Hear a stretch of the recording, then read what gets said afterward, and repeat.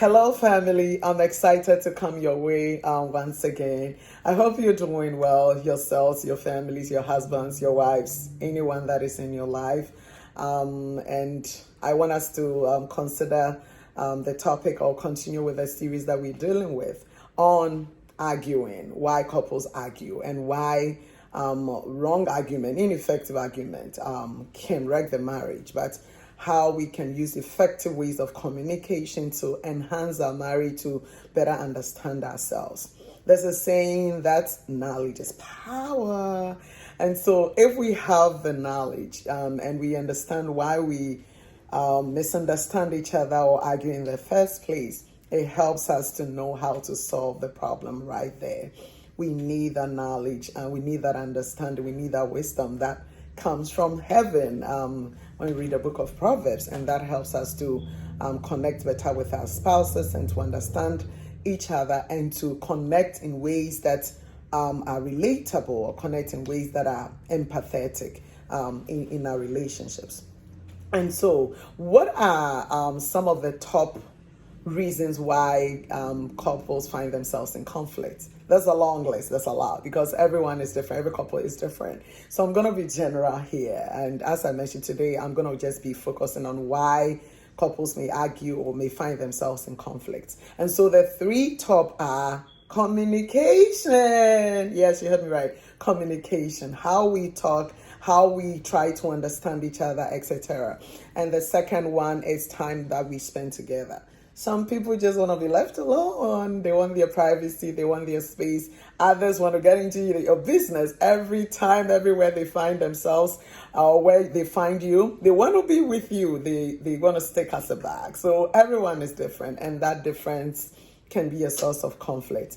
And yeah, the next one is money, which is the root of all evil. We need money in our lives, but if money is not managed well, it can be a huge source of conflict as well. And I want to just throw the idea out also that earlier on in the marriage, the source of conflict can be different from when we've advanced a little bit in a relationship. And research has indicated that earlier on in the marriage, trust is really key. Why were you talking to that girl? Why were you talking to that boy?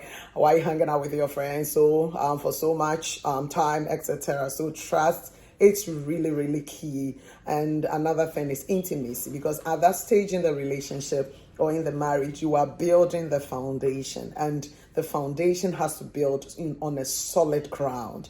And definitely we need Christ in this building up. And we have to make sure that we are understanding and building that foundation on trust, and also on intimate relationship and connecting to each other in a very emotional way.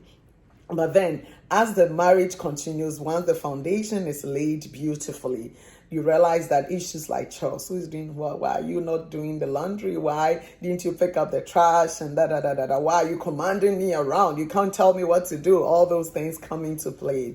And another thing that can come up after, years in marriage can also be habits, character. Why haven't you changed? Why are you still doing this? Why are you like this? And all of that. So those are some of the issues that we may have to deal with, and we have to be privy to. And once we have knowledge on that, it helps us to know how we are managing ourselves, how we are sitting down, how we are understanding each other, and what areas we are sitting down and trying to resolve even before they come to the table. And so if the foundation earlier on in the marriage is not solid, later on, other sources of conflict, like, as I mentioned, chores and habits and all that, can compound and exacerbate the situation. That is why some couples keep fighting this over the same issue. You realize, 10 years, 15 years, 5 years, you are still fighting over who does the dishes, who does the well, who picks the trash, why didn't you put the toilet seat on, etc. But these are things that maybe should have been resolved earlier on in the marriage.